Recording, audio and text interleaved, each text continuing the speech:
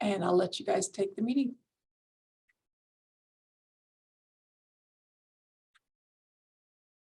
Good afternoon, everyone. Hey, I got to warn you, I'm actually in a storm myself, and so I'm a little bit concerned about what's going on outside, but hopefully it won't distract from the presentation that we have for you today. As mentioned, I'm Tom Eberly. I am the program director for the Justice Management Institute, and joining me on this project as a project team is Chrissy Danford. She's a senior consultant, and Amy Wickman, a senior program associate with the Justice Management Institute. And I just want to tell you a little bit about the Justice Management Institute. We're a small nonprofit organization, actually began in Denver, Colorado in the mid-90s, and then moved to Arlington, Virginia, where we're currently based. And we specialize in research and education and technical assistance for jurisdictions.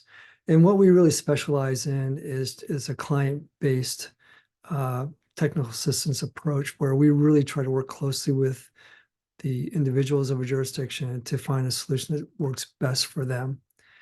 And we're really proud of the work that we do in that regard. And one of the things that we've done in terms of building our relationship with counties and advocating for strong criminal justice systems is the creation of the National Network of Criminal Justice Coordinating Councils. And in partnership with the federal government, we created this network back in 2010, and it brings together currently 40 different jurisdictions from across the country who operate CJCCs, which we consider more of the high-performing councils that you can find across the country. And this network is a wealth of resources, and we're very excited to have a partnership with them. And they were, as you'll hear in a moment, instrumental in the development of the materials that created the framework for the assessment. And then just recently, we were fortunate in the past year to partner with the National Institute of Corrections to author several publications, two of which were the national standards for CJCCs and the essential elements for coordinating councils. So our goal when we came to your jurisdiction was to help you get the most out of your criminal justice coordinating council. We strongly believe that a CJCC is an extremely valuable resource for a jurisdiction.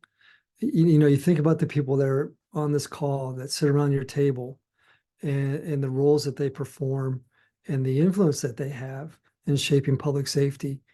And just that alone is extremely valuable. And so we want to make sure that this group, when it comes together, has really productive meetings and that all the members feel like they're making positive change for the criminal justice system and really making your community as safe as possible and as enjoyable for your residents. With that goal in mind, it's very lofty, but with that goal in mind, what we really want to do is through two objectives is to, first of all, start by assessing your CJCC to make sure that it aligns with best practices. And when I talk about best practices, I'm really referring to the national standards and the information that you'll find in that document.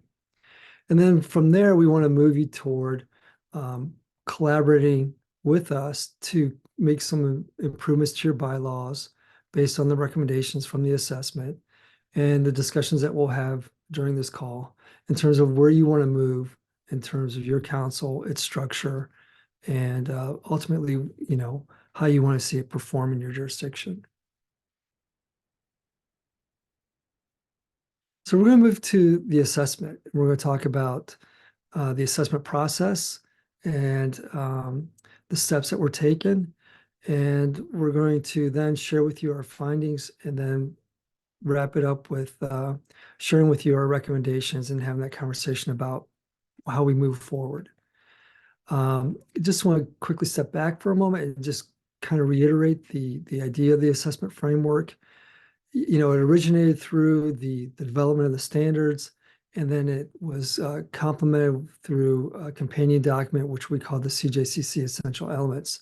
And this document really distilled the core elements of the national standards down to 10 essential elements. And these 10 essential elements is turned into the framework for the assessment tool.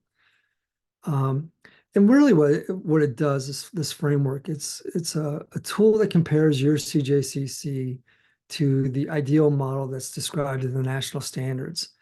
And at its root, it's really a gap analysis. It's comparing where you're at today with your CJCC to the ideal model, which really is kind of tough when you think about it, because you're comparing yourself to perfection, supposedly. And it's not, very fair to compare yourself to perfection. And so what we try to do is move you to a spot where you currently exist to more of what we consider best practices, as long as it fits within your comfort and what you want to see from your CJCC. And when we do this, we have the tool that I mentioned, and we'll talk through that. But we also have ratings that we assigned based on these 10 essential elements that we're going to share with you in a moment. And each one of these ratings is there to kind of let you know where there are areas for opportunity to make improvements. All right, and Tom, if it's good, I'll jump in and just kind of, hi, everyone. I am Christy Danford. I got to know most of you through many interviews and conversations and lots of meeting observations over the last several months. So I'm going to kind of go through it a little bit with sort of what we looked at and try to put it in perspective, because it's a lot. And you'll be getting the report from Katie, and it is a lengthy document. So we're going to kind of give you the highlights today. And I encourage you to go back through it, read it, especially the commentary and the recommendations, you'll get more out of that than you probably will from what we can say in the short time we have together today. But the steps we took included a survey, a series of interviews with stakeholders. We reviewed the treasure trove of information available that we were sent either via email or on the website. And of course, we observed some previously recorded meetings, as well as a lot of live meetings as they transpired. So taking all this information, we're sort of taking it and reflecting it back to that tool Tom mentioned.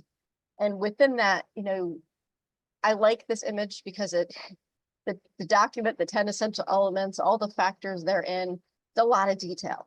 I'm kind of a visual person, and I hope this helps you guys to kind of see how it's not just, having the decision makers that are participating in members. It's how it all works together, right? So having that leadership structure, whether you sort of officers, executive committee, sort of leading, how this is going to sort of keep moving and going on track, helping to build consensus, using data and research, community input, to have a very clear direction and strategic plan with the support of a director, and a lot of CJCCs also have support staff, so that those committees and work groups that are carrying out and executing whatever it is that you all are deciding matters for your community, are able to kind of keep that working. So it's how they work in concert. It's not just any one thing. It's really being able to keep these wheels turning toward whatever progress momentum you're seeking.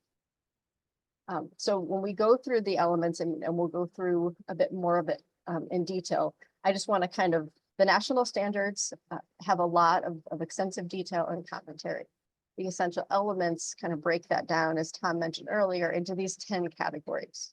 And these are the 10 categories that we utilized in the framework to do the assessment. So we're going to go through them with you at each of them. So let's say systemic focus, it has an overall objective to take that systemic approach to the system and guiding it, through vision and mission. But within that, there's a series of factors that we were looking for, the extent to which they were present.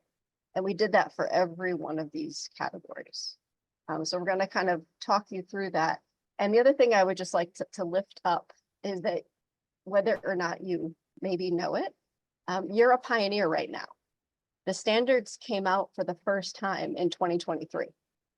There are very few jurisdictions in the country that have yet to put themselves through this level of assessment. So I think it's really exciting. And I really don't think any one CJCC is ever going to be perfect in all 10 categories at once. you know, you can work towards getting there and you're going to go where your energy and where your motivation is. So I just ask you as we go through this to go through it with an open mind and think about, you know, what are the ways you know, things are sticking out to you, what's resonating, and what is it that you want to find out some more about as we go through, because we'll be talking about that.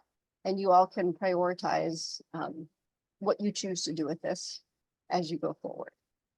So just keep those things in mind. And we're about to throw a lot at you. So I like key themes, keeping things simple and kind of lifting up, and you'll sort of see infused through the report, through the findings or the recommendations. There's some really common themes that we both observed and experienced through your surveys and the interviews, where Douglas County is really strong. You know, your CJCC has active participants, you've got good membership, you've got community support, you know, people are coming together for the purpose of helping you make your system better. That's a very strong strength, and it's served you well. You have a lot of prior experience, a lot of prior progress. The level of conversation in your meetings is we have observed it being very professional, very productive. The meetings themselves are well facilitated, you know, they're organized, and you have very capable, competent professional staff. So you're already building on a strong foundation. And the areas that we see in the themes that you'll see sort of threaded throughout is the greatest areas of opportunity to strengthen it, kind of bring it more and more in alignment with national standards and best practices. And that's to really bring that system into greater focus, both in how you strengthen your, you know, building on your purpose statement to maybe having a clearer vision and mission. So it's more easily conveyed to the membership and the community who you are and what you're about. And also how you use your data and your research, as well as strengthening that leadership structure. We'll talk a little bit more about that, but having officers with defined sort of rotating terms from different perspectives, maybe an executive committee to help steer that ship a little bit. And that we'll talk more about that as we go in, but then it's a small and nimble group to kind of help, you know, bring the whole group along, and working towards something. So kind of saying what you mean and doing what you say, having a clear results-oriented strategic plan to help guide you guys forward for whatever those goals may be that make sense to Douglas County. And doing that with proactive and intentional community engagement. So it's not the sort of occasional town hall, but really, you know, and you guys do a lot of it in your work groups, but seeing if you can do a bit more of that on a broader scale.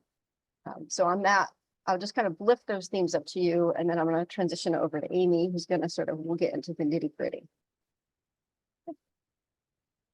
Hi, good morning, everyone. I'm Amy Wickman. I've had the pleasure of meeting many of you in individual interviews and having seen your faces in these CJCC meetings, but it's great to see you all again. I'm going to start by describing how to read the assessment tables on the next 3 slides. So the first column will show each of the 10 essential elements. The number in the parentheses there in that first column signifies the total number of factors associated with that element. For more detail on those factors, you can refer to the essential elements document that Tom mentioned earlier in the presentation. And then the second column gives our rating for the CJCC based on the factors for the element. There are 4 possible ratings. There's fully compliant, mostly compliant, somewhat compliant, and not compliant. And then the right columns divvy up the factors that we found to be either fully or mostly present or somewhat or not present in Douglas County. So the fully or mostly present column are the categories where the CJCC is particularly strong.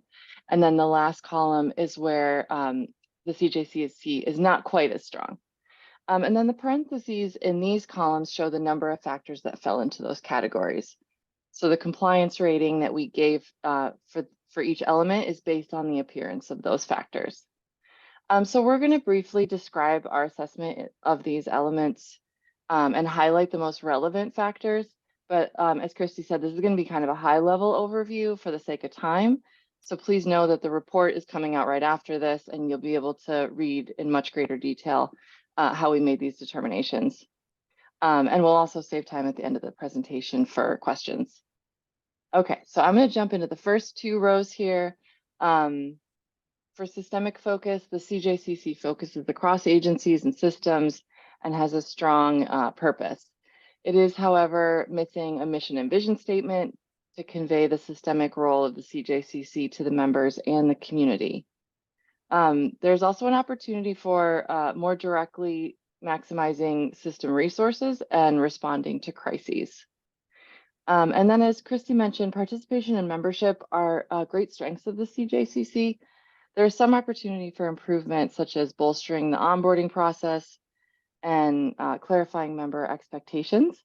But this was overall a very strong category for you all. And then I'm going to turn it over to Christy to talk about the next two. And one of the things too, when we think about the participation and the expectations is really knowing kind of as a CJCC member, how what is your role, right? What's my job on the CJCC? What are my expectations? And also for your constituents, what is your role there? So it's not just for the individual, but how the understanding is for all.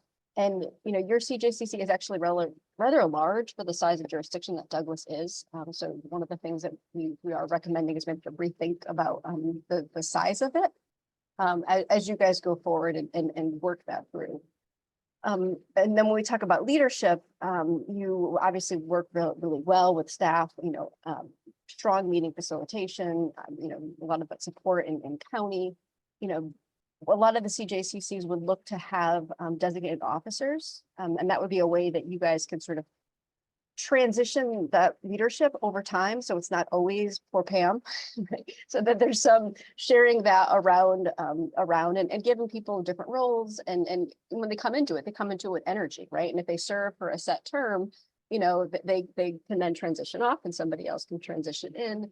And we also often look for those to be at least two, like a chair and a vice chair, or they could be more officers if that's what suits your needs, but that they would be from different disciplines. That way you're sort of already representing the different viewpoints in a way that you can on that leadership structure, and sort of serving that purpose of chartering committees, whatever it is that you're working towards, there is a clearly defined expectation.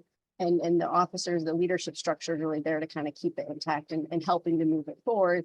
And also, helping to deal with member issues, support whatever, if somebody's not showing up for a while, helping to find out why, what can we do? And really sort of being that sort of compass for the CJCC. And the other one is consensus building. We obviously saw a lot of professional and productive discussion. You have clear voting procedures in your bylaws. One of the things that we observe sometimes is that some of the discussion can kind of be a little circular, and it's hard to kind of turn that into problem solving. So there's a lot of sort of assessment and not quite and like sort of how do you steer the ship a little bit more into making some decisions, bringing in more perspective of the underrepresented communities. And the last one is just having a clear conflict of interest policy, so that if there is an interest at hand, that there's transparency in that process. And as we talk these things through, you'll hear us say the words accountability and transparency a bunch, because that goes back to what is the purpose of your CJCC? What is it that you're working towards, and how are you holding the community can hold the CJCC accountable for doing it, and importantly that the members can hold each other accountable for doing it, and that there's some transparency in that, so it's well understood. Like, what is our decision-making process? How do we, sort of steer some of these great conversations into problem solving and brainstorming solutions and that sort of thing. So I will transition it over to Amy here to go through the next couple. Great. So then on committees and work groups, I'm guessing that most of this won't come as much of a surprise to anybody, but the CJCC has established committees, but no current work groups are established. And we found that the current committees are a bit meandering and would benefit from having charters and appointed chairpersons. It seems that each of the committees kind of has a champion that begins to stand out as the pseudo chair, and they take on the responsibility, but it's not assigned leadership. And then without a charter approved by the CJCC with clear expectations and a named leader, it's not surprising that committees tend to progress slowly and with uncertain direction. So having a charter could provide also a roadmap for documentation and progress reporting of the committee.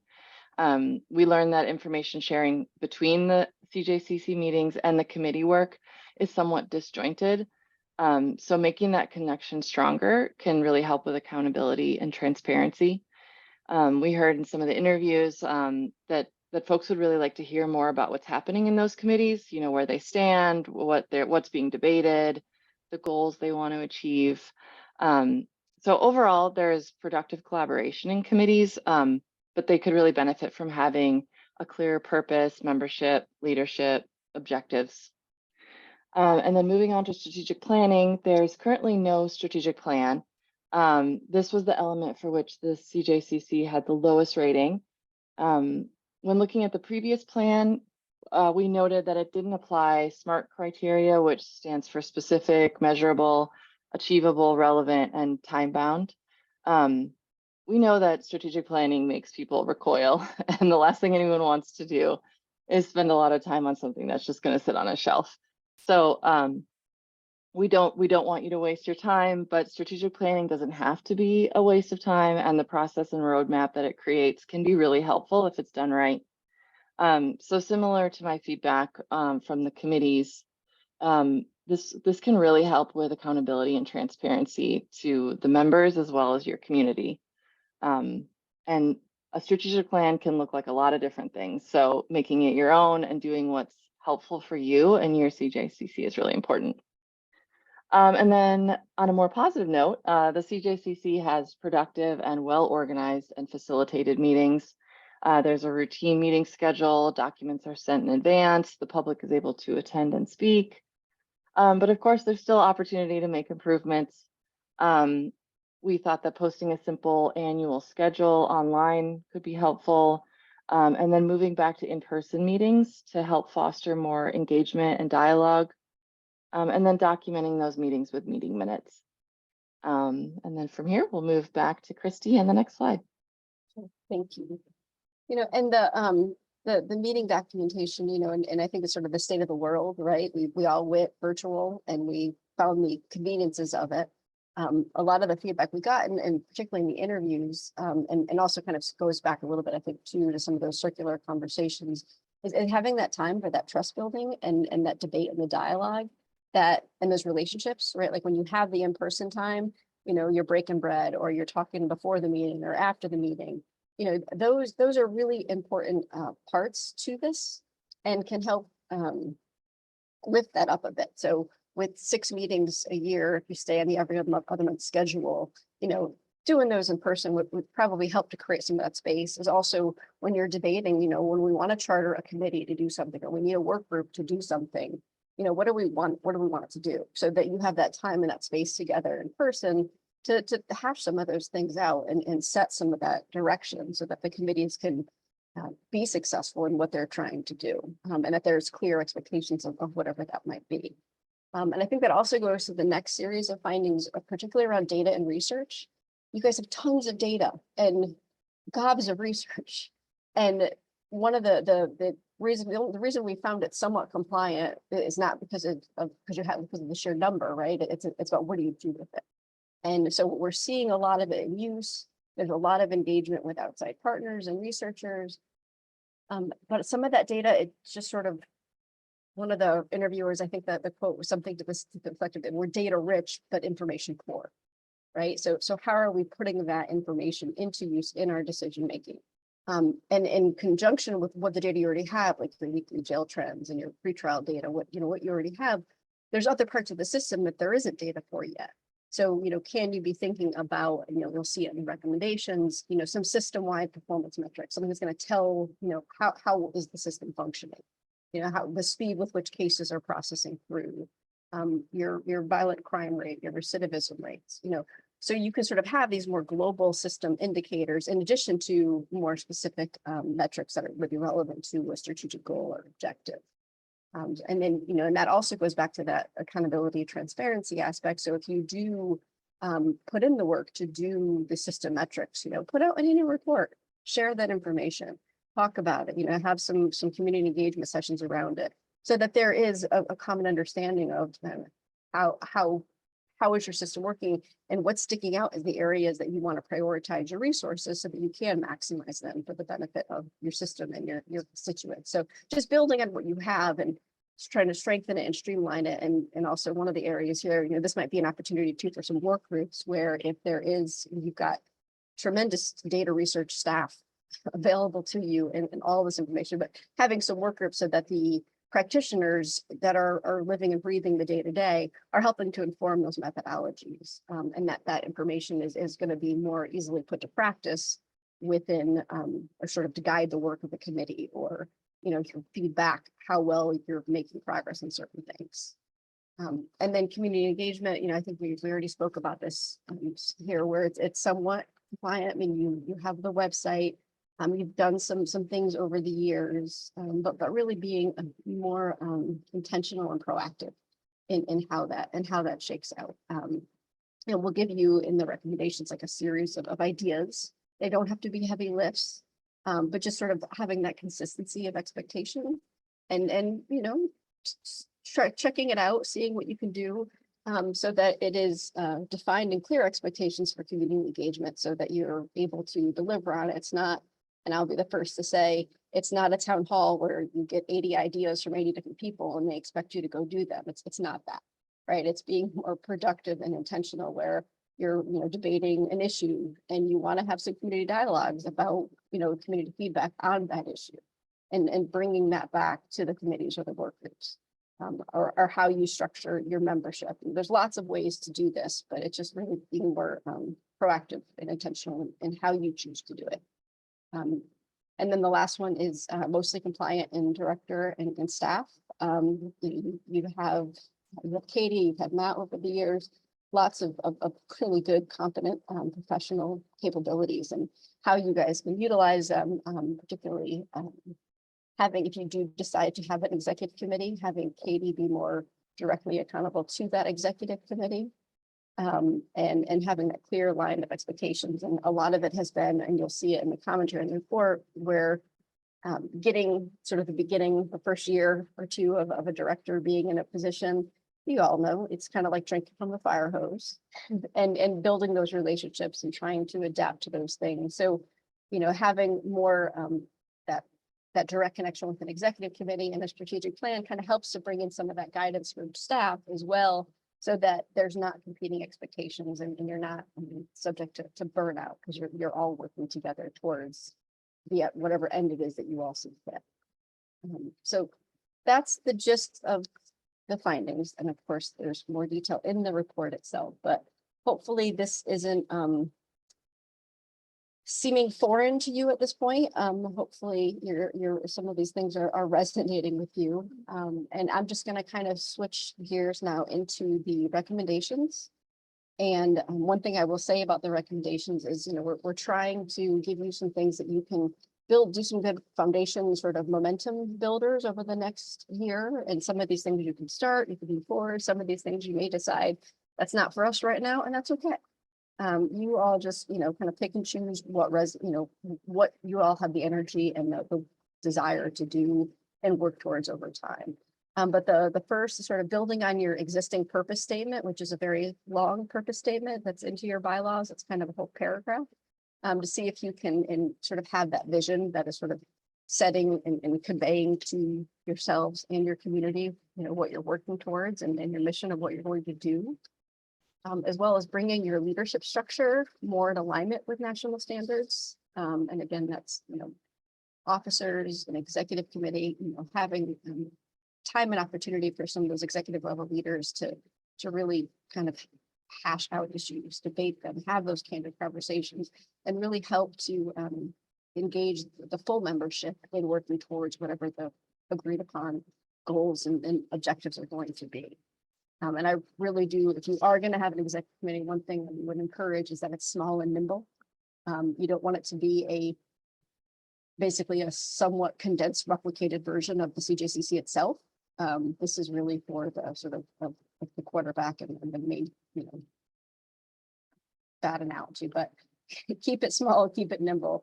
And within that, the other thing we're recommending is that you kind of, when you clarify your vision and your mission, that you might want to recalibrate your membership both in size and also, you know, some clarity around the expectations of members. And if it does scale back in size, that's okay. It doesn't mean other people, you know, just there's involvement opportunities in many ways, as well as communities, committees, work groups, different ways. Doesn't have to be full-blown membership. So you guys can kind of think about that a little bit. And when you have that more sort of clarity in member expectations, you also can have a more formalized onboarding process that would be inclusive of you know, getting acclimated, but also kind of following back up, because you probably will learn more from new members as they get acclimated. And that may help you as you continue to, you know, evolve and move forward. The next set of recommendations, you know, kind of goes back to one of the sort of key themes we talked about before, with sort of bringing things into more system focus and being proactive and intentional. So having that chartering process, and there's details of this sort of laid out more in the report and in the standards, but it's what Amy was talking to earlier about chartering work groups or committees and giving them clear expectations so that there's some transparency and understanding of purpose and expectation, both between the people being, you know, serving in these groups as well as the full CJCC and that broader community. We are recommending for your full CJCC meetings to transition back in person. And to have those meeting minutes so that it is clear what was, you know, you don't have to go back and watch every second of an hour and a half long video to know what was discussed and what was agreed upon and what were the next steps. And those minutes also give you something to kind of go back to sort of, you know, a benchmark to see, did we do what we said, and did we mean what we say, kind of thing. And then to build up, and this would probably take a bit more time to do, but deciding how you want to go about it, but trying to get to an achievable, focused strategic plan that you can sort of have those short, medium, and long-term goals and have those momentum builders so that you are accountable and transparent for what you say you're going to do, and being able to follow through on it or articulate the challenges or celebrate the successes. And then the last few are, you know, just kind of, and this is an iterative process, right? Like trying to improve the data and the research that you have so that it does include some more system performance indicators, particularly the areas that you don't yet have the data on, and strengthening up some of that work so that it is going to be useful to all of you as members and your staff or committees in what it is you're choosing to do. So that's both data on whatever you're working towards, as well as sort of standard kind of health metrics for your system. And then we're also giving you some recommendations in here around ideas for having a communication plan, how you work with media, and more importantly, sort of how are you working to more intentionally inform and engage the community.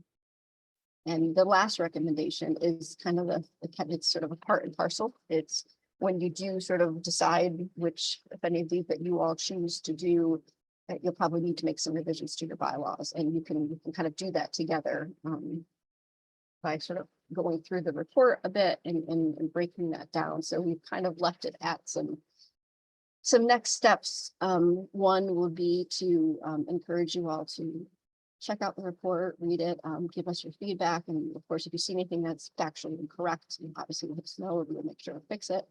And then really be thinking about the recommendations and sort of how they relate to you.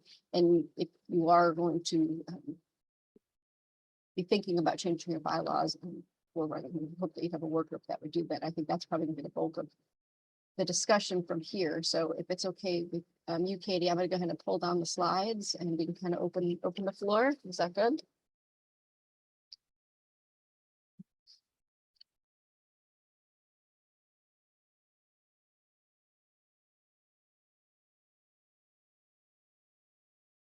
It would let me not share.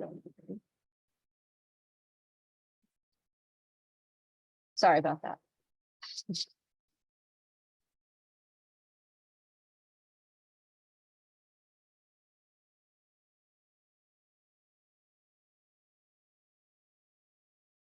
So it sounds like we need to set up a group to start a work group.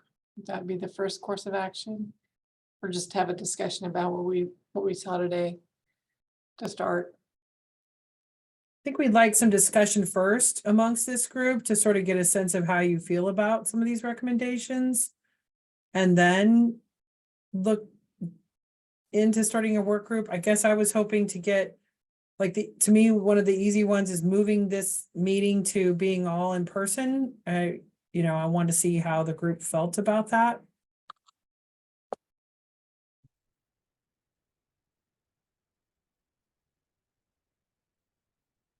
But I'll speak at once. This is Pam. I like the idea of being in person. I think you miss out on a lot of things. Oh, Suzanne, sorry, I didn't see you. So I wanted to clarify that recommendation. I mean, we are meeting the CJCC as it's currently constituted as meeting in person. Are you saying not to even put it out for the community to Zoom in, or maybe Not I do missed that hybrid. point? Yeah, to not do hybrid. We still have a number of members that attend virtually. I gotcha. So membership would be in person, but you would still put it out there for the public to see virtually. What you guys would probably want to do. is That was my maybe- point. That was my point of my question. So the hybrid meeting creates this dynamic, right? And we heard a lot about it, and we observed it, right? Where there are these like long pregnant pauses, or they're almost like two separate meetings happening simultaneously. And it is not conducive to sort of that productive, candid dialogue. So what we would encourage would be that you talk to your community members and pick a time that's going to be most convenient. And so it's not that community doesn't attend, obviously community can attend, but maybe pick a time of day that makes it less of a barrier to show up. And also having those minutes. I imagine there are community members who want to just read the minutes and don't have the hour and a half to spare. So, there's a little bit of a back and forth, and I would have that dialogue and, sort of think about that way. And it's 6 times a year. And if you publish those dates, in January for the whole year, it seems reasonable that most people, would block out that time in their calendar to come 6 times. Well, and I just, before I hand the baton over, I think they should be in person. I think if you have a calendar that lays out the dates, if you're gonna sit on this very important committee and sort of help lead what we're doing here in Douglas County, I think you gotta commit to it, and in person is absolutely, I think, a very good thing. Thank you. Mariel? Good, almost afternoon, everyone. Maria Ferredo, community member. My only issue with this is accessibility. We are still in a pandemic, even though a lot of folks are not oriented that way anymore. And there is increasing numbers with COVID, with the flu. We're obviously on right now because of a storm, but we're not in the clear for that. And so I just have some hesitation with folks who have disability, folks who are immune compromised, folks who have family members like that. We're not out of the weeds in that. And so I just want to be mindful that commitment doesn't mean in person. That's a very ableist framework to say something like that. So while I do definitely champion the collaboration that happens in person, and I think that's great, I just want to keep that framework of accessibility, especially for folks who are volunteering their time to do this and who aren't necessarily getting paid but want to show up in a way that can feel still a part of this group. So just my 2 cents on that. Thank you, Mariel. Sarah? Well, I guess I want to make sure we discuss each of these. So if folks have comments about Marielle's suggestion, like I'm sort of taking it in a different route. So I guess if others, how do we feel about hybrid?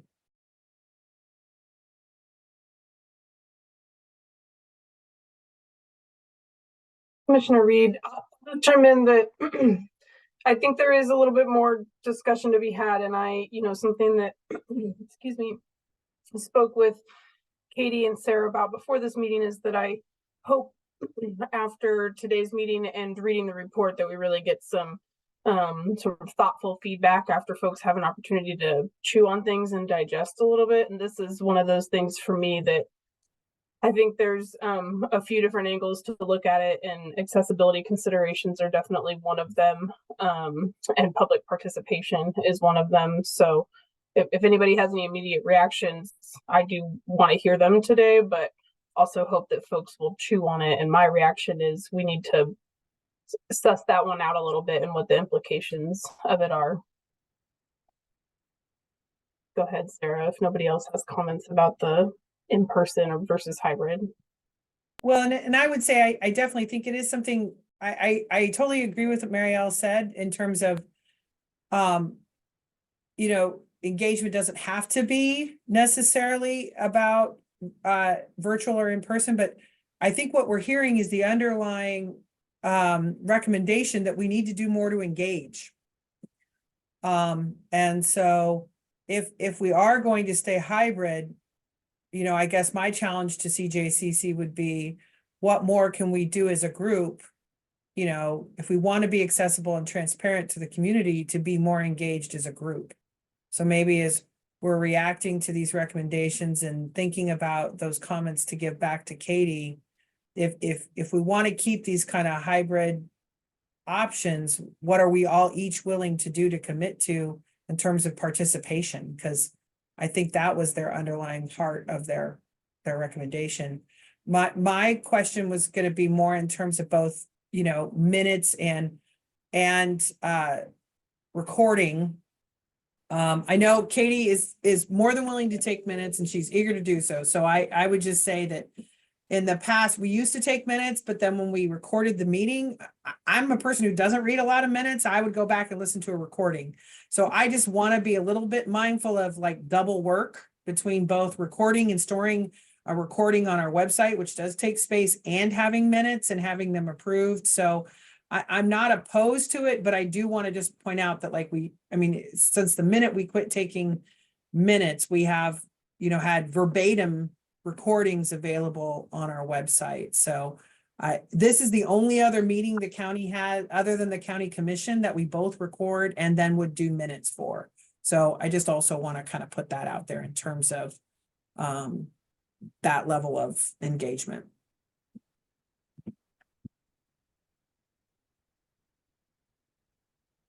Bob, do you want to go ahead?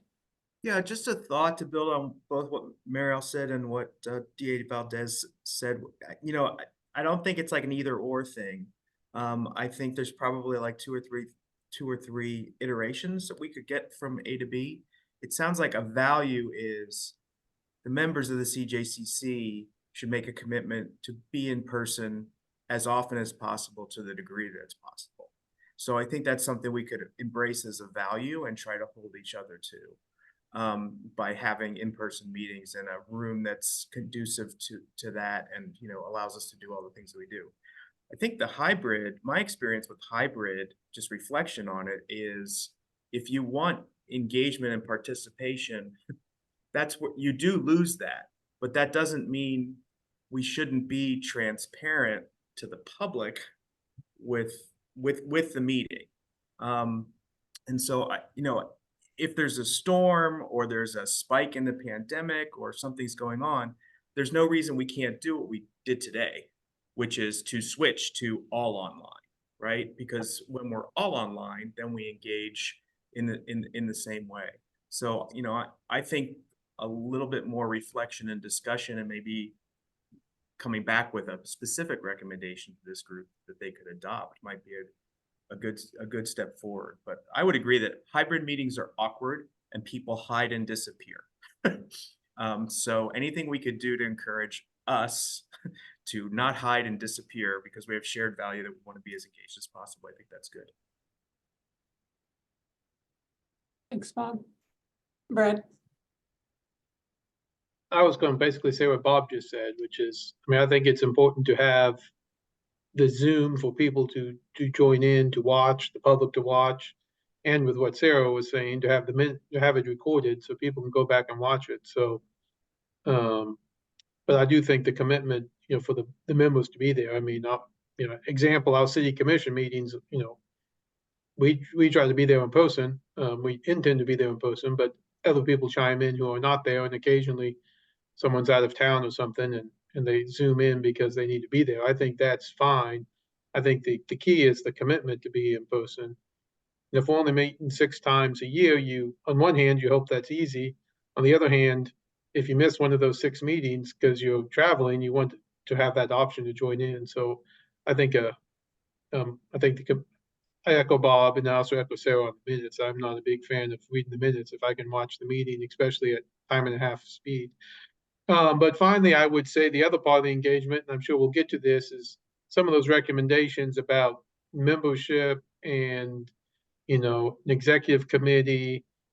Part of, I think we are a very large committee, and that I think also challenges discussion. I think some of our work groups where we have a smaller amount of people who are focused, you get a lot more discussion, and then our big meetings tend to be report back. So I think just thinking that through and understanding how that works also, I think will also drive engagement if we maybe focus, the larger group, maybe shrink that somewhat, but then focus some of these members on work groups where they're most important. Thanks, Brad. Lori? Lori Alvarado with DECA. I'm going to stray away from the meeting kind of conversation and the logistics of that. And I guess my initial response, and I'm looking forward to studying the actual report a little bit more, have to do with mission, vision, and strategic plan. At the end of the day, if we don't know what we're doing, if we don't know where we're headed, and we don't know how we're getting there, it really doesn't matter when we meet. It really doesn't matter how we meet. It really doesn't matter what we're trying to accomplish. If we don't know where we're going, we don't know what avenues to use. So for me, those are critical. If we don't have a clear mission statement, we don't have a clear vision statement, and we don't have strategic plan, work groups don't know what to do.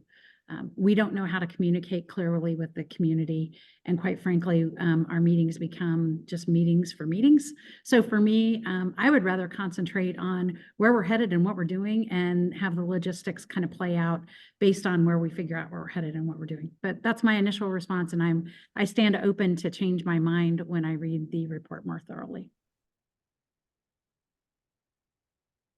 Thanks, Lori. Patrick? Patrick Schmitz, Burt Nash. Back on the about hybrid or not. I think one way of addressing engagement is an expectation on attendance and some consequences if somebody does not attend on a consistent basis. And we have that for our governing board. You have to attend. If you don't, and there's no excuses, there's a period of time where you can be removed and replaced. And maybe that's one thing. So we say, hey, we really want you to be here. You say you're going to be here and then you don't show up. Maybe we need somebody else who's going to show up. So that might be one way. I agree with Lori that a lot of our efforts should be around the strategic plan and focusing that and really creating one that's vibrant and useful. Many of us are aware of the strategic plans that sit on a shelf, but I think that there are ways to create them, that they are alive and regularly looked at. That's what Burt Nash, I'm not trying to tout Burt Nash's thing, but we did that a couple of years ago, and it's been a significant change for us. And so I think there are ways to make it useful, both for committee members and the community. That would really help guide us and share how we're making progress along the way. So. Thanks, Patrick. Tom? Hi again, everyone. Tom Eberly from the Justice Management Institute. And I got to share with you that having done this in different jurisdictions, working with CJCCs, especially coming out of the pandemic, a lot of CJCCs kind of lost their way. And they all kind of resorted to videos, which you would expect. And then when we were able to get CJCCs back around the table, a few things happened that were really impressive. One is that it's not always just the CJCC meeting itself, it's the conversations that take place before and after amongst the members. And that in itself is very powerful because it's, much of what we do is relationship building. And people just find it more engaging and more helpful to be looking someone in the face, in the eyes, and having these conversations about what to do with the criminal justice system. I do think that you've talked about some really creative ways to do that. And I think your idea of, in the beginning, of turning on the camera, asking everyone to turn the camera on is very good, because a lot of times you can see people turn their cameras off and they're checked out, or they're getting distracted and they're working on something else. And that doesn't happen as much in face-to-face meetings. And so I am a strong advocate of the in-person meetings, but I can appreciate the trying to accommodate as many people as possible. And just one other thing, when it comes to the minutes versus the recordings, I think that's probably a workable solution. I would just encourage you to at least create like a 1-page minute notes or a meeting notes document, which kind of just shares, the decisions that were made. It summarizes those, and any kind of task or things that were asked of people, just so you have that running list easily, within reach, so that you maintain momentum from meeting to meeting, which is a lot easier when things are down on paper. Thanks, Tom. Patrick? On the meeting minutes, I think and probably the technology is a little bit young yet, but there are apps that will dictate or transcribe what's being discussed. I don't know how well they might do in summarizing, but it might be worth exploring some of those options. And again, how that works in a large room full of people, it may not work as well as it would in a fully Zoom online format, but it might be worth exploring. Thank you, Patrick. I think what it kind of points out to me is there's quite a few things we can work on. And I think I agree with Lori and with what Patrick said about the vision mission. I mean, we've kind of lost our way during the pandemic a little bit. I think the awkward thing about hybrid for me is that it's really hard to see the people that are on Zoom versus, we don't have the setup for it that really makes it more interactive. It feels like the group at the table is doing a lot of conversation. I think what they pointed out earlier was that it feels like 2 different meetings. And I don't know if with the remodel of the Board of County Commission room, if that's going to include some better technology that might make that more useful. I think that's part of the dilemma, is there's not much interaction between the Zoom and the in-person group.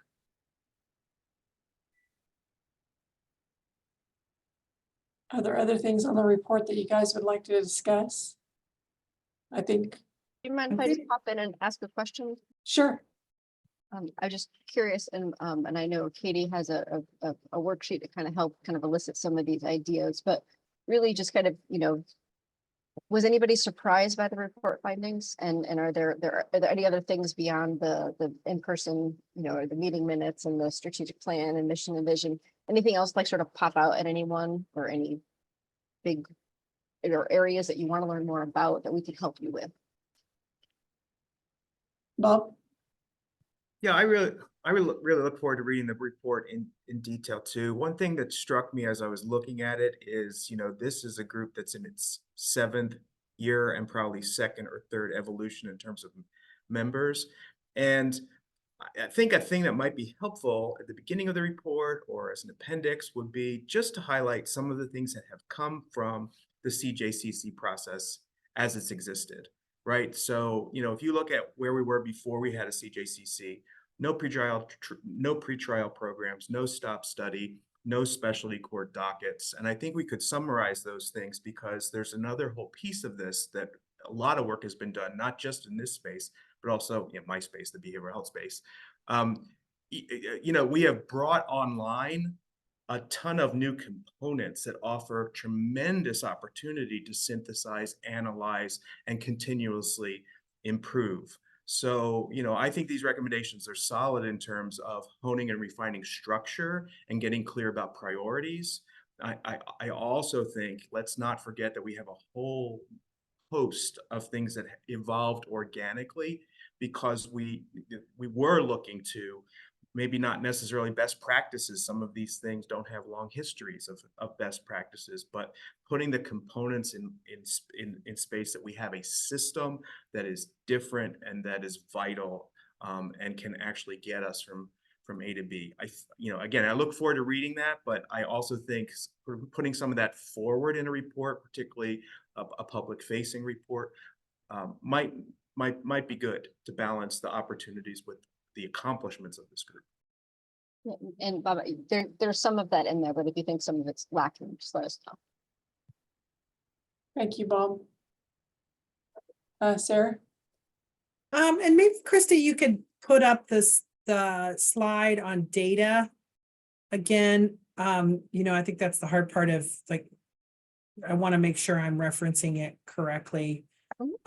I guess I have some curiosity for this group around data, and not specifically just, data that we produce for our purposes and discussion, but like some of these kind of standard individual measures that I know JMI has worked on in other jurisdictions, because no one on this group has the ability to tell everyone on this group to do something.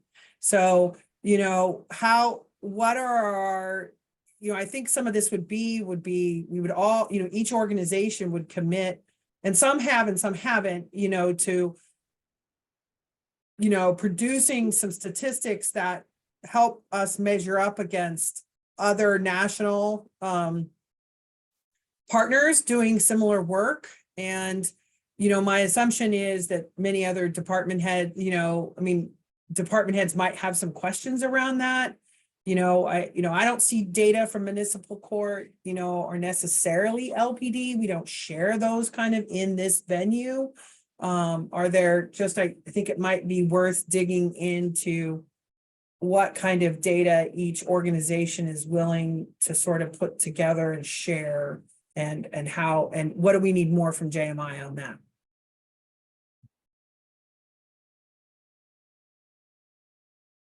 And just to kind of get your wheels spinning while you're thinking about this, it could be kind of obviously, arrest rates, clearance rates, time to disposition in both your felony and misdemeanor courts.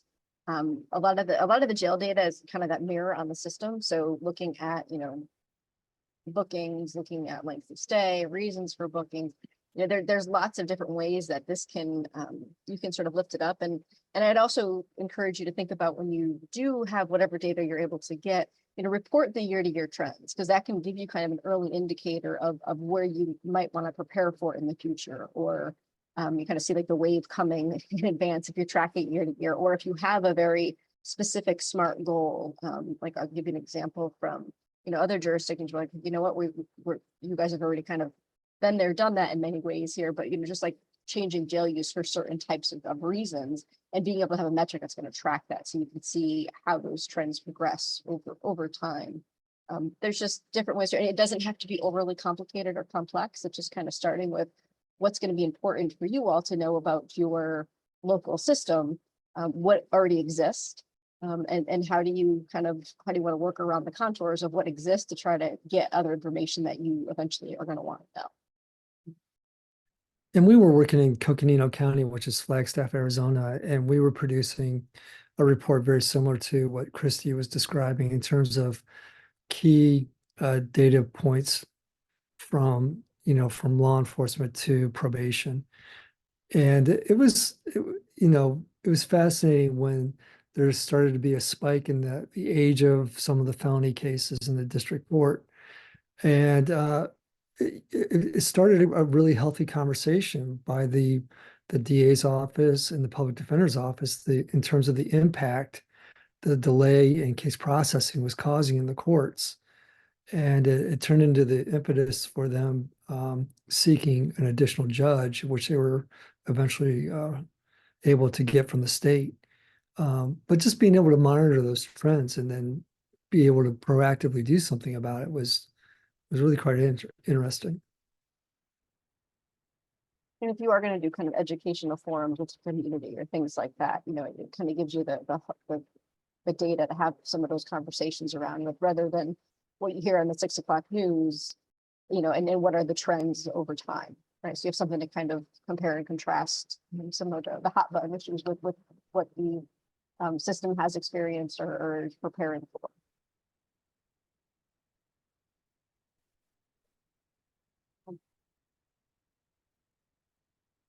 Are there other areas that you guys would like some more information about that we can help with? I was curious when you talked about the membership, maybe our membership being large. I mean, is in the best practice manual, does it have suggestions for the membership? Tom, do you want to chime in there? I'm pretty sure there's it's sort of like there's no magic number, but there's some clear guidance given. Tom, do you want to add to that? Yes, there's guidance provided in the standards, and you know, the core people on the CJCC are the elected officials and the office holders from the agencies. Oh, sorry, there's a storm I was talking about. You know, having them definitely at the table and blending in some behavioral health and so forth. I'm not exactly familiar with the composition of your membership, but you might realize that some of the people that are your members really don't see themselves having a role. For example, in Charles County, they have the school superintendent who really, you know, comes to meetings and she's like, I don't understand why I'm here. And so you might want to just kind of revisit those positions and make sure. And it's not necessarily like you're saying, we don't need you or we're kicking you out. These people could very well serve a very important capacity in one of the committees or work groups. And it's just, you know, I think ultimately too, you want to be aware of the size of the committee in terms of if you're struggling with your ability to get a quorum.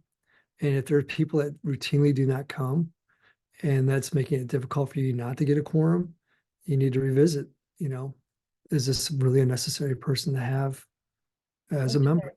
And the other thing is sort of, you know, when you have multiple people with the same title that maybe just work for different entities, you know, you can have one representative instead of 5.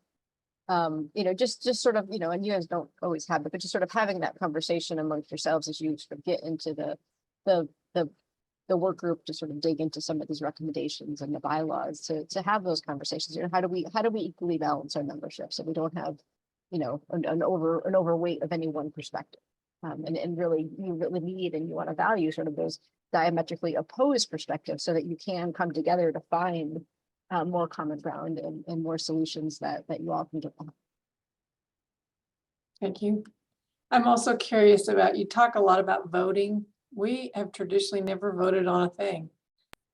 It's just, we just generally don't. And I'm just curious what role that plays on the CJCC. What's the voting role do? So usually, I'm sorry. No, go ahead, Tom. So usually CJCCs use voting for procedural matters, you know, approval of the minutes, forming a committee or work group saying we all agree. Some jurisdictions actually manage funds on behalf of the state. Might be a block grant, domestic violence grant, whatever it may be, juvenile block grant. And so they are required to take voting, and that's a pass-fail type of thing. But one of the ways I do like to see voting in a CJCC is you're driving toward consensus, right? Is you throw an idea out there on the table and you take a temperature check. You know, how many people are in support of this proposal that we're putting on the table in terms of a solution to this issue? And, you know, if you see that 60% of the room raising their hand in support and 40% is not, what's it going to take to get that 40% to move into the 60?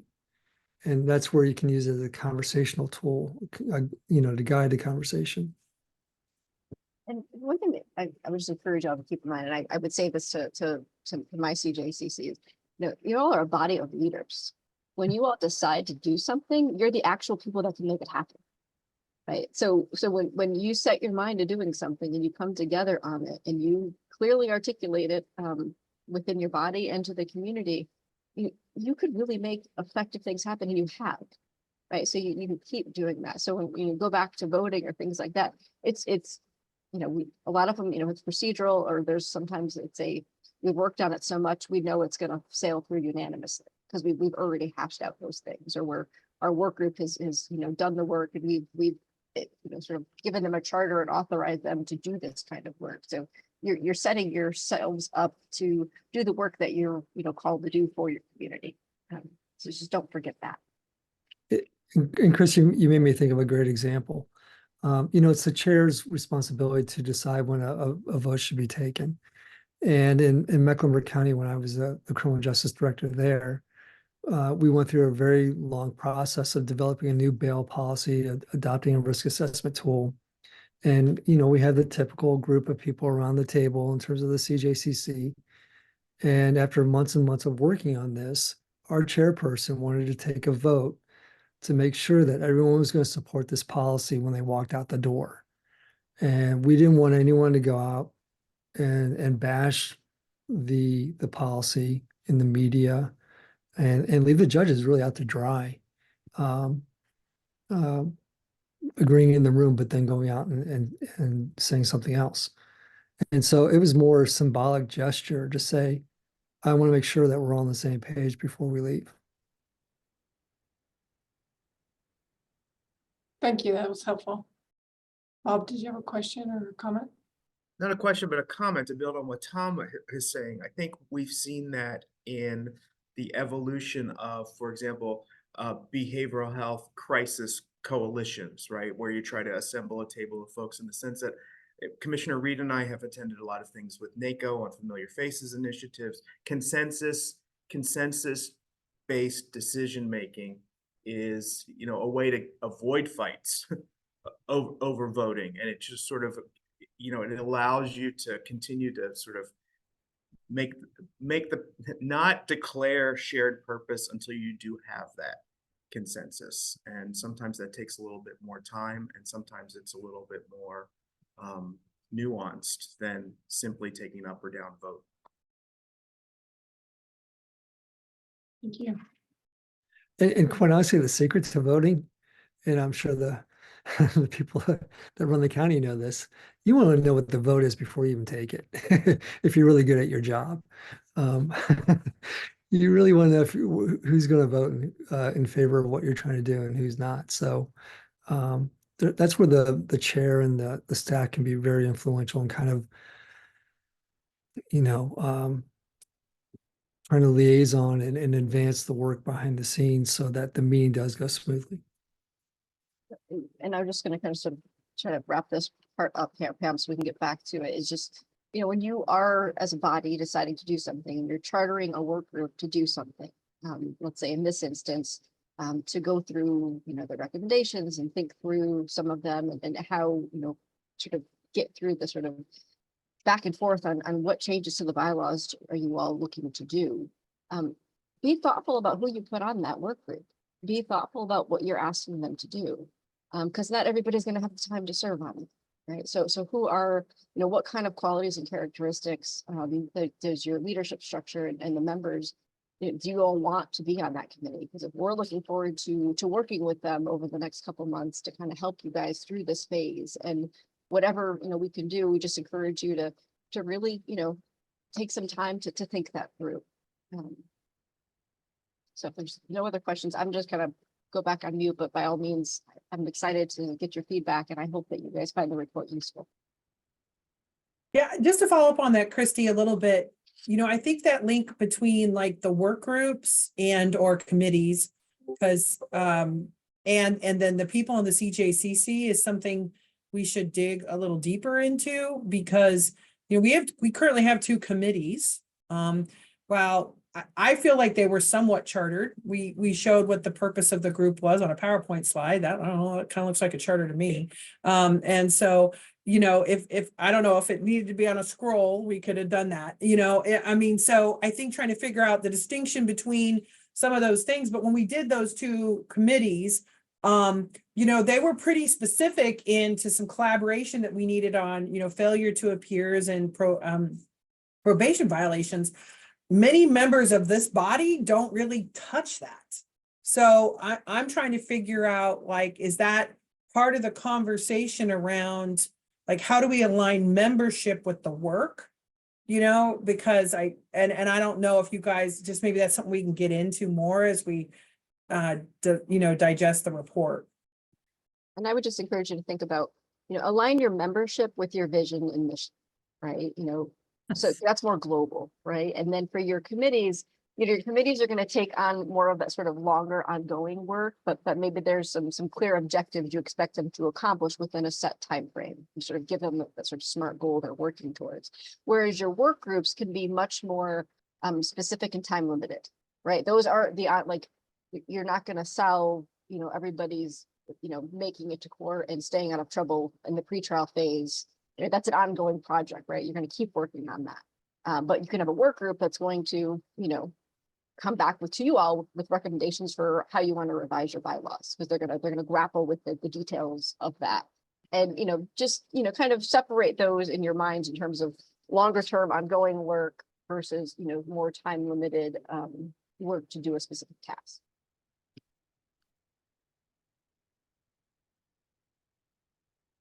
We have more comments about the report or the presentation today. I think what we need to do is everybody take time to digest the actual report itself. Would it be helpful if the people who are interested in being on a work group let Sarah know, or let Katie know? And then, I don't know how to move forward with that part. Katie, didn't we work on like a little worksheet that people could use to fill out and sort of structure their feedback? Yeah, so I have an email ready for all of y'all that is going to inundate you with lots of information and all of the attachments. So the slides from JMI today will be on there, the draft report, the standards document, and the elements documents, those first two documents that Tom had presented and referenced. And then the last document on there is, had we been in person, I would have handed you a copy of the slides and a little worksheet today to take notes on and turn back in about feedback. So a lot of this conversation that you all have already had today. So some of the questions on there, as we think about forming this work group, and I think Christy or Tom maybe had hit a little bit on this, but thinking about what are the perspectives of the members of membership that would be important that to you all on this work group? Like, what does this, I think this can be kind of a trial of this kind of a different chartering process for us that is reflected kind of in the elements and the standards. So thinking about, there's the last two questions on the Word document that you all will get that I would like for all of y'all to fill it out and send back to me, are thinking about what are the characteristics or perspectives of people that are important to serve on this work group that, like Christy had talked about, will kind of dig into some of the bylaws, some of the recommendations, and kind of start reporting back in probably March's meeting. I think there's opportunities for us to start that process before our March meeting. And then the other question there is for you all to think about is what would success of this group look like? Like for you all as members and for our CJCC, what does success of this work group? What would you all like to see them come back and kind of accomplish there? So I think from there, Sarah and I probably would kind of, as we get feedback about that, certainly if folks are interested in serving in that, it's not the most, bylaws are not probably always the hottest topic. There are some of us who kind of nerd out over that though. But I think that thinking of getting kind of the right perspectives at that table, I think that's the kind of the most important part of that. So we would like y'all's feedback about that so that we can kind of cull all of you guys to kind of pull that group together. That's how we've thought about doing that so far, I think. And And we would, and as Christy had indicated, I think on not the last slide, but the slide before that, feedback about the report. We would like all of that, but because the report still is in draft form, we would like feedback by the end of January. I'm hoping that that gives you guys time. It is a little, it is a little lengthy document, and it is meaty, particularly the commentary part. It will take a little bit of time to digest, but if we can get feedback from folks by the end of January, that will help us kind of hit the ground running with next steps before the March meeting, because it is quite a long time, it feels like, before our next meeting. So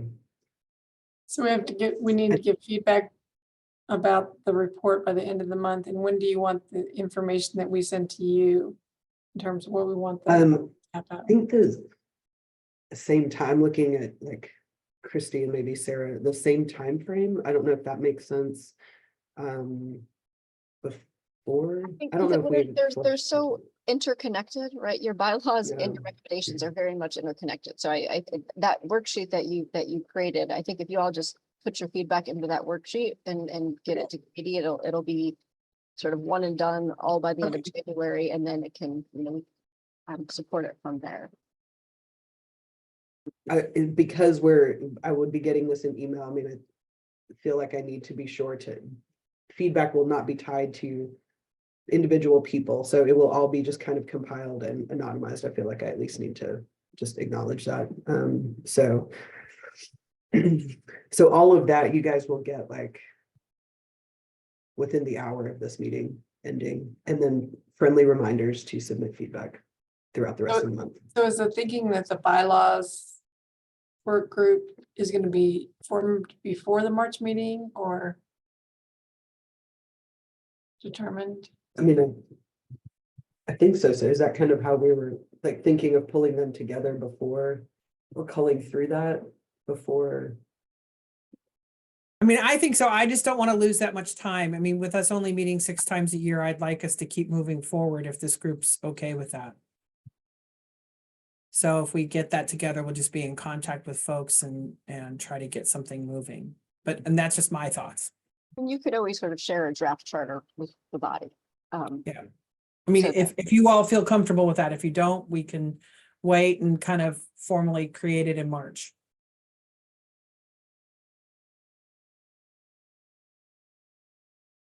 Well, I'm personally comfortable with it. I just want to make sure we have an idea what's going to happen. What's the next step? So we're transparent about what we're doing.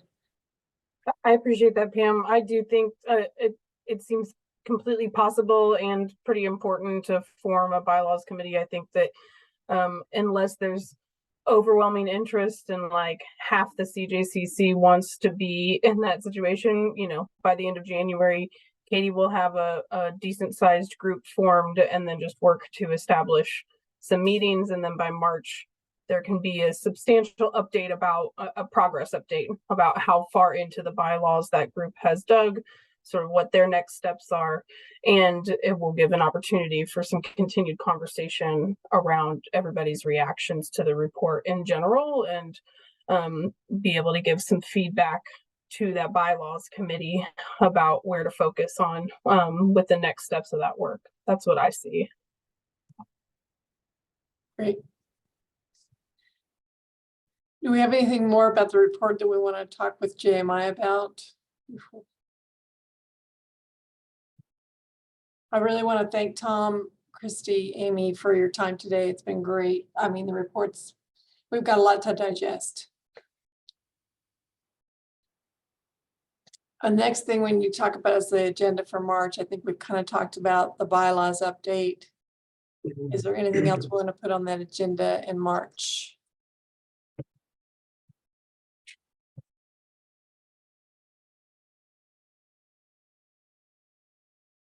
Okay. Next we want to give an opportunity. Katie and Patrick. Sure. We want to give We an might- update on the competency. I was just going to suggest that. I think by Yeah. then we should have a pretty good update on where we're at with Okay. the NC restoration. Okay. Great. Perfect. And now we want to provide some opportunity for membership updates. Does anybody have any agency updates or things that they want to talk about today?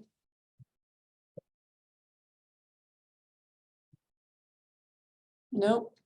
Next, we want to provide some opportunity for public input. Is there anyone on Zoom who wants to provide any comment? Yeah, I'll move Rick Kagan into the panel.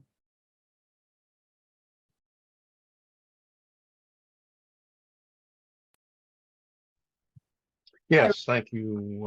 Appreciate it. Can you hear me fine? Yep, Yeah. we hear you great. Wonderful. Yeah, I appreciate the report today. Very informative. I'm part of the Justice Matters Group, which is monitoring commitments made by the county to address some of the recommendations from the Vera report, and very interesting to hear today's discussion. Particularly interested in the section on community engagement. I would like to encourage more transparency about progress that work groups and committees are making by including brief reports as a standing agenda item, at the very least, published schedule of when these reports will be updated. So pleased to hear that Patrick is anticipating an update on competency issues at the March meeting, and look forward to other reports on FTA and probation violations, et cetera. So again, thank you for the opportunity to participate. Thanks, Rick. Do we have any other comments? Moving Kristen Kuhn into the panel.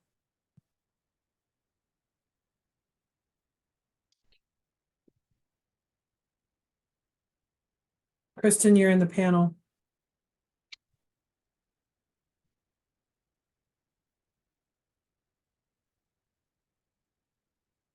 Kristen, you can come off mute and provide your comment.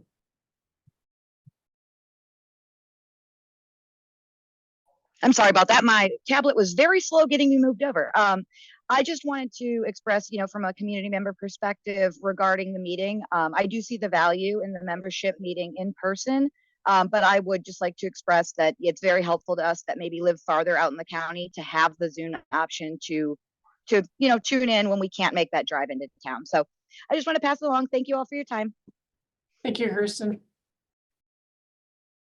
Any more comments? Nope. All right, do we have anything else we want to do today? Anything else? Any other comments today? Seeing none, this meeting is adjourned. The next meeting, the CJCC, is March the 12th at 11 o'clock, 11 to 12:30. Thank you so much. Thanks.